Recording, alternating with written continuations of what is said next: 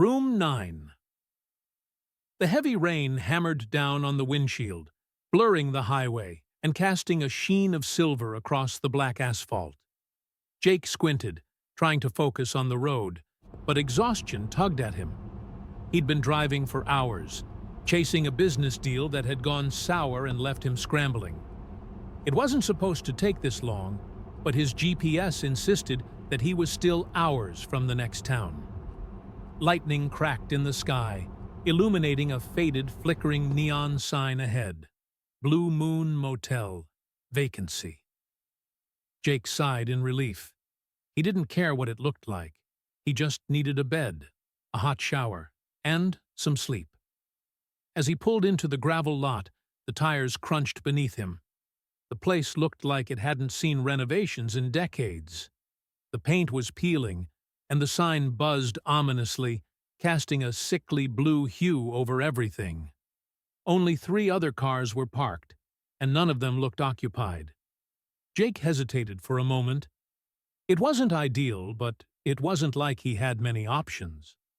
The rain showed no sign of stopping, and he wasn't in the mood to drive any further. Grabbing his duffel bag, he made his way to the small reception area.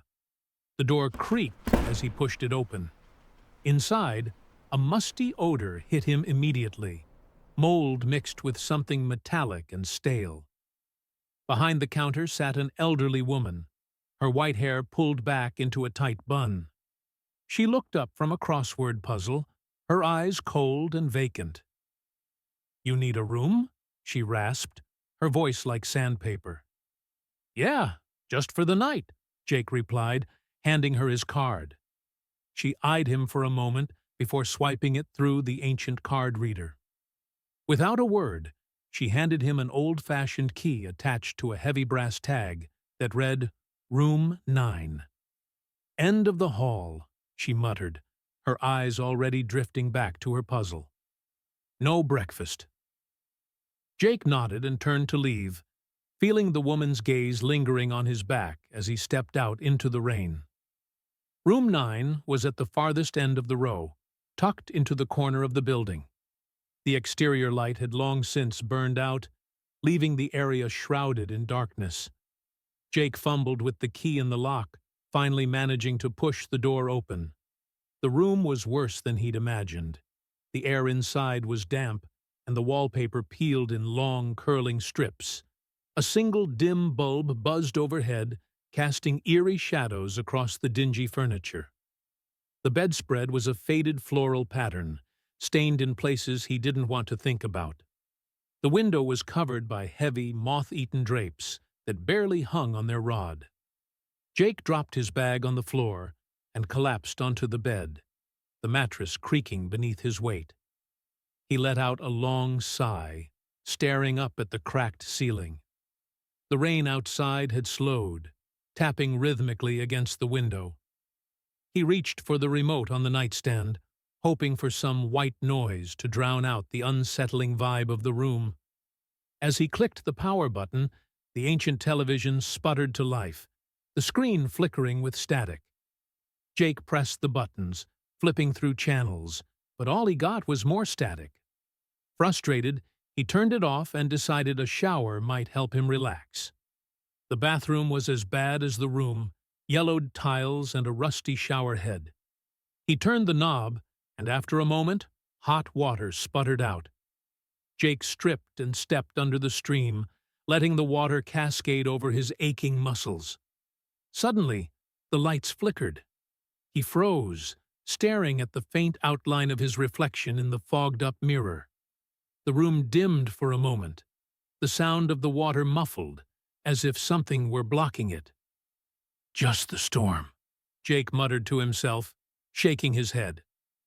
The lights returned to full strength, and he finished his shower quickly. As he toweled off, he noticed something in the mirror, a message scrawled across the foggy surface in jagged letters. "Get out." Jake stared, his pulse quickening. He wiped at the mirror, but the words remained, etched deep in the condensation. Heart pounding, he grabbed his towel and burst out of the bathroom, scanning the room for any sign of an intruder. No one was there.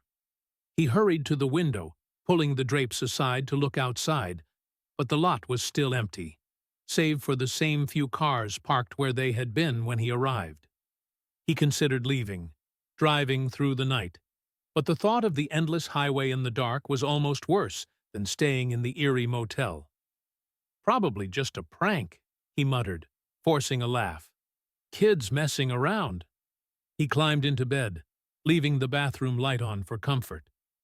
Despite his unease, exhaustion pulled him under, and soon he was drifting into a restless sleep. A loud bang jolted Jake awake. He sat up, disoriented, his heart pounding in his chest. The clock on the nightstand read 2:13 a.m. He strained to hear, but the only sound was the rain softly tapping against the window. Someone was pounding on his door. Jake threw off the covers and stumbled to the door, peering through the peephole. The hallway outside was empty. He opened the door a crack and looked out. No one. The pounding stopped, replaced by a low, guttural whisper. Jake. He froze. It sounded like his name, carried by the wind, faint but unmistakable.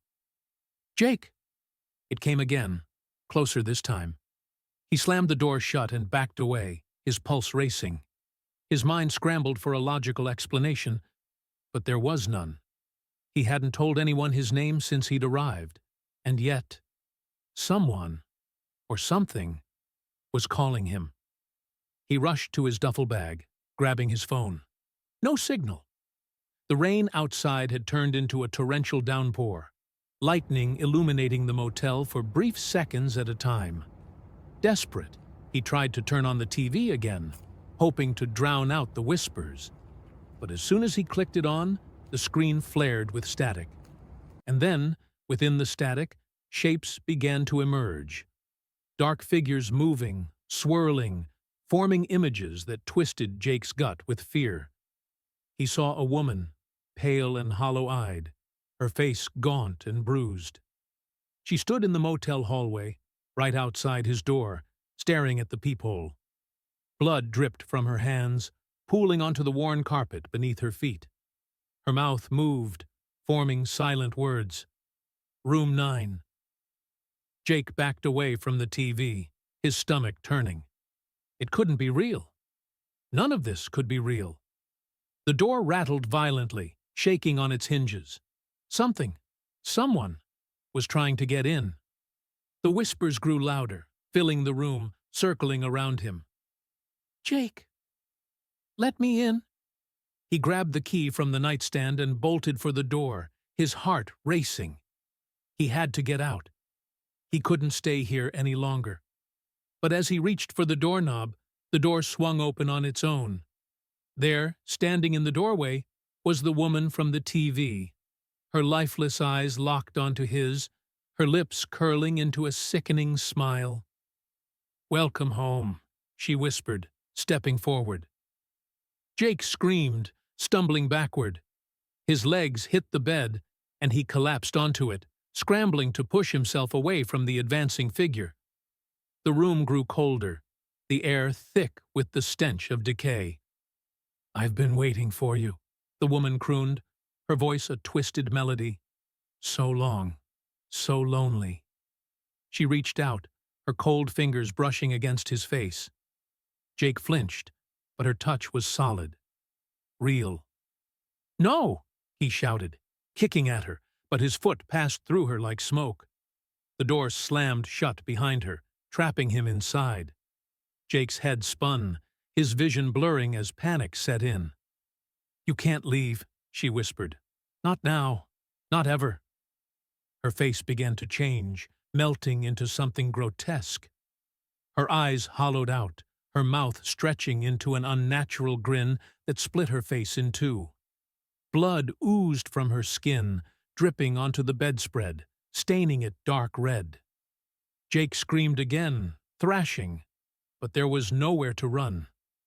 The woman leaned closer, her breath cold against his ear. Room 9, she whispered one last time, before the darkness swallowed him whole. The next morning, The old woman behind the desk sat quietly, working on her crossword puzzle. She looked up briefly as the cleaning crew arrived, nodding to them as they made their way down the hall to room 9. It wasn't the first time someone had vanished from that room, and it wouldn't be the last. Thank you for watching, and I will see you in the next terror story.